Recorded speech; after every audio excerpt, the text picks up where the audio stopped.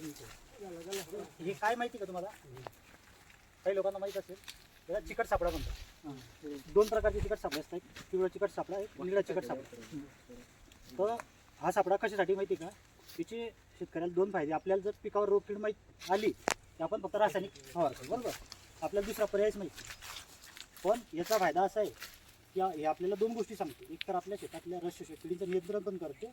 दुसरं म्हणजे आपल्या शेतात किती रोगकीड आली हे पण याच्यावर दिसते. म्हणजे किती लावायचे आणि कसे समजायचे. तर एका एकरमध्ये साधारण 15 ते 20 लावायचे. ज्याच्यामध्ये पिवळे आणि निळे काही असतात. तर हेच कलर का? तर ह्या दोन कलरकडे कीड आकर्षित होते, या कलरकडे, या रंगाकडे. याच्याकडे आकर्षित होते आणि पिकावर ज्या आपल्या पिकावर सुरुवातीला जी कीड येते ती याच्यावर चिटकते, बरोबर. रंगाकडे आकर्षित होते. मग आता जर 8 दिवसामध्ये हे कार्डावरती पूर्ण कीटक चिकटले, समजा तुम्ही आज कार्ड लावले शुक्रवारी आणि पुढच्या शुक्रवारपर्यंत याच्यावर भरपूर कीड आली, म्हणजे चिपकली, तर समजायचं फवारणी घ्यायची गरज आहे. लक्षात घ्या. म्हणजे याच्यावर जर पूर्ण कीडक दिसले आपल्याला चिकटलेलं भरून गेलं तर समजायचं की आवश्यक आहे एकदम फवारणी. पण हे लावल्यानंतर जर 15 दिवस 20 दिवसापर्यंत 2, 4, 5च कीड दिसली, फारशी काही दिसत नाही, तर समजायचं पिकावर कुठलीच कीड नाही. म्हणजे याचा फायदा काय आहे? एक तर समजण्यासाठी पण, आणि दुसरा म्हणजे हे जर असलं शेतामध्ये तर 25-30% कीड याच्यावरूनच नियंत्रण होऊन जाते. आणि याची किंमत किती असते? साधारण 50-60 रुपये, 100 रुपये बाकी, 100-150. त्याच्यामध्ये किती कार्ड मिळाले? 25 मिळतात त्याच्यामध्ये ना. 3-4 रुपयाचं एक मिळतं, 4 रुपयाला एक मिळतं. ते आपल्या खूप फायद्याचं. पण याची उंची किती असली पाहिजे? आता समजा सुरुवातीला लावलं असेल त्यांनी म्हणून ते लहान वाटायसाठी लावलेलं आहे. ते पिकाचे फार ते फूट वरती पाहिजे, त्याच्यावरची उंच नको. एवढी हाईट असेल तर उपयोग नाही, कारण कीड एवढी उडत नाही. पण पिकाच्या उंचीप्रमाणे एवढ्या प्रमाणात जास्त पाहिजे. पिवळ्या कार्डाचाही तसाच उपयोग होतो. याच्यावरती चिकट असते आणि बदलायचं कधी? मग महिना 1.5 महिना बदलून टाकायचं. 45 ते 60 दिवसांनी बदलायचं. हा एक त्याचा उपयोग आहे. दुसरं बघा, जसं सुरुवातीला म्हटलं ना, की आता ही मिरची मी जर म्हटलं तुम्हाला की रोगी सांगतो ना, निरोगी पान कोणतं याच्यामधलं सांगता येईल का? निरोगी याच्याला काहीतरी झालेलं आहे, काहीतरी आळी पडली असेल, खाल्ली असेल. बरं, हे निरोगी का? त्याच्यावर काहीतरी आलेलं आहे. तर बऱ्याच वेळा आपल्याकडे शेतकऱ्याला की नाही रोग आणि निरोगी म्हणजे त्याचा रोग आहे की नाही समजणं कठीण जातं. कधी कधी काय होतं, आपल्याला पीक चांगलं दिसतं, हिरवं दिसतं, काहीच वाटत नाही, पण कीड पाण्याच्या खाली नसते. बऱ्याच वेळा लक्षात घ्या, कोणतीच कीड पाण्याच्या वरतून लागणार नाही, पाण्याच्या खालून रस शोषते. तुम्ही मिरची घ्या, कुठल्याही घ्या. तर हा मिरचीमध्ये येणारा सर्वात धोकादायक आजार आहे.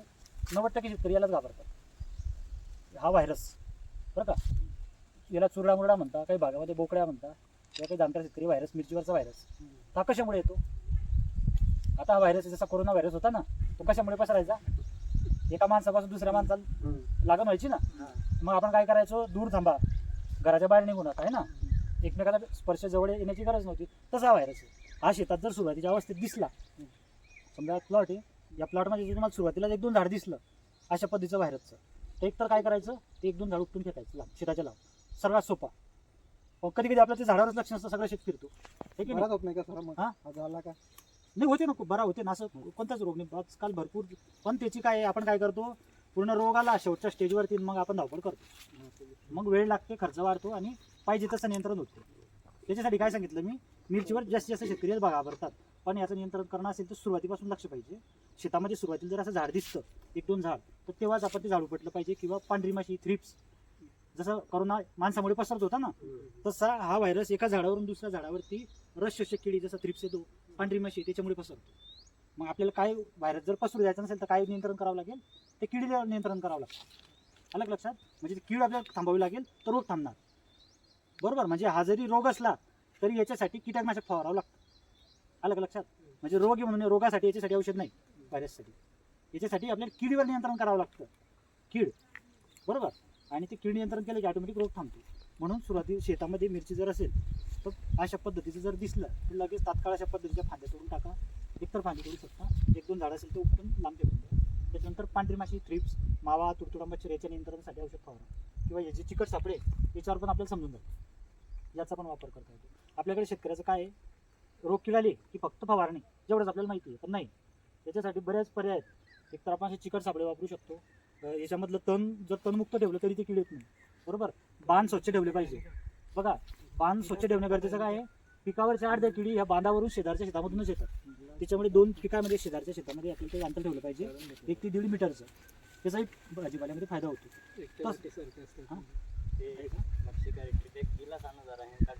हा, तो याचा कामबंद सापळे म्हणतात. तो पण एक सापळा असतो. सापळा का म्हणतात, त्याच्यामध्ये फसतात ना. याला नाव काय आहे? हा चिकट आहे म्हणून चिकट सापळा.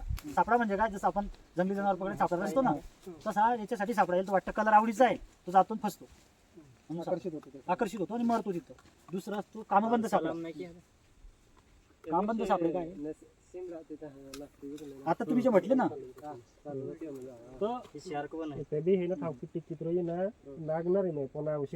आणि ही जी यांनी पद्धत केली यांना माहित नसेल. बऱ्याच पिकामध्ये ही पद्धतीला एक म्हणजे पुस्तकामध्ये रिले पीक म्हणतात. रिले पीक म्हणजे पळण्याची रिले म्हणून स्पर्धा राहते, माहिती का तुम्हाला? कोणाला 4 जण धावतात, हातामध्ये एक पाईप असतो, बरोबर, एकमेकाला पास करतात, आहे ना, तो पडतो त्याच्या हातात. तसं ही जे यांना पीक लावलं रिले पीक म्हणतात. ही रिले पीक म्हणजे काय, हे पीक आता शेवटच्या अवस्थेत हे निघणार आहे, तोपर्यंत दुसरं पीक लागवड करून देणार. वेळ बनवून असतो तोच बेड वापरायचा, याला रिले क्रॉप म्हणतात. म्हणजे याच्या हातातलं त्याच्या हातात दिलं. आता मिरची रिटायर होईल, भेंडी पुढे जाईल, असं त्यांना केलं. म्हणजे तिसरं पीक टरबूज होतं. आधी टरबूज होतं, त्यानंतर मग मिरची लावली. नंतर त्याच्यामुळे काय वाचला, बेडचा वेळ वाचला आणि पिकाचा पण कालावधी वाचला ना, तो त्याच्यामध्ये पण फायदा होतो. पण बघा बऱ्याच वेळा काय होतं, जो भेंडीवर येणारा व्हायरस राहतो तोच मिरचीवर येणारा व्हायरस राहतो, लक्षात घ्या. रिस्कचे हा, रोग वेगवेगळे नाहीये बरं का. म्हणजे एकाच पिकावर येणारी किडी बऱ्याच पिकामध्ये आपल्याला दिसते. त्याच्यामुळे कधी कधी एकाच कुटुंबातले पिकं, म्हणजे आपण जसं म्हणतो मका ज्वारी, हे का कुटुंबातली पिकं आहे. मक्यावर ज्वारी घेऊ नका, ज्वारीवरती मका घेऊ नका, किंवा बाजरी घेऊ नका, किंवा गहू घेऊ नका. त्याच्यामुळे काय होतं, याचा जो आधार जमीन आहे तो दुसऱ्या पिकाला लागून होतो. त्याच्यामुळे आपण काय केलं पाहिजे, एकदल पिकासोबत द्विदल पिकाचं बदललं पाहिजे. म्हणजे मी जर समजा मका लावला होता तर पुढे मी सोयाबीन लावलं पाहिजे.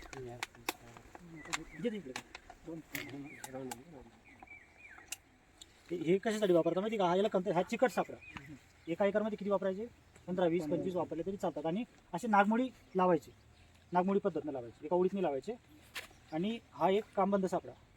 हा कशासाठी वापरतो आपण, ज्या फळमाशी असते ना, फळमाशी जे उडतात ते याच्याकडे आकर्षित होतात. याचाही कलर पिवळा, याच्यामध्ये एक लिव्हर असतो, एक चॉकलेट असतं, त्याच्या वासामुळे ते आकर्षित होतो. स्मेल त्याला येतो तो, बरोबर.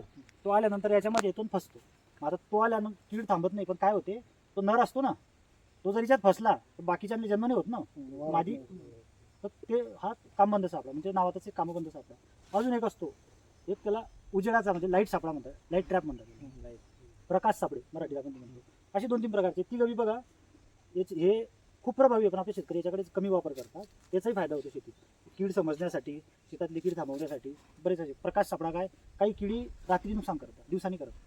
तुम्ही जर बघितलं द्राक्षाचे शेतकरी, द्राक्षाचे उत्पादक नाशिक साईडला सकाळी 5 वाजता फवारणी करतात, संध्याकाळी 7-8 वाजता फवारणी करतात. कारण त्याच्या किडी असतात ना, या संध्याकाळच्या सकाळच्या रात्रीच्या अंधारात जास्त ऍक्टिव्ह होतात, तेव्हा फवारणी करतात. आपल्याला ते माहीतच नाहीत नवीन. तर अशा काही गोष्टी आपल्याला आता करावी लागतील इथून पुढे. म्हणजे आता मिरचीमध्ये नाही म्हणते मी, पण असं करावं लागतं. काही किडी रात्री नुकसान करतात, काही दिवस नुकसान करतात. बऱ्याच वेळा काही आपण औषध आणतो ना, तर कधी औषधांवरती बघितलं जर तुम्ही, तर त्रिकोण असतो, पिवळा त्रिकोण, हिरवा त्रिकोण औषधाच्या बाटलीवरती, बरोबर. तर कुठल्याही पिकामध्ये सुरुवातीलाच लाल त्रिकोणाची म्हणजे अतिविषारी औषध मारू नका. पहिल्या फवारणीमध्ये निंबुडी अर्क घेता येईल, है ना. निंबुडी अर्कासोबत तुम्ही 19-19 घ्या. त्याच्यानंतर जर किडीचा प्रभाव वाढला याच्यानुसार जर तुमच्या लक्षात आलं, तर त्याच्यासोबत तुम्हाला पुढे मग हिरव्या त्रिकोणाची औषधं कमी विषारी, ती स्वस्त पण मिळतात, ती औषधं घ्या. काय होते, आपला शेतकरी काय करतो, चांगला औषध आणण्याच्या भानगडीमध्ये जास्त पैसे देऊन अतिविषारी औषध आणतो आणि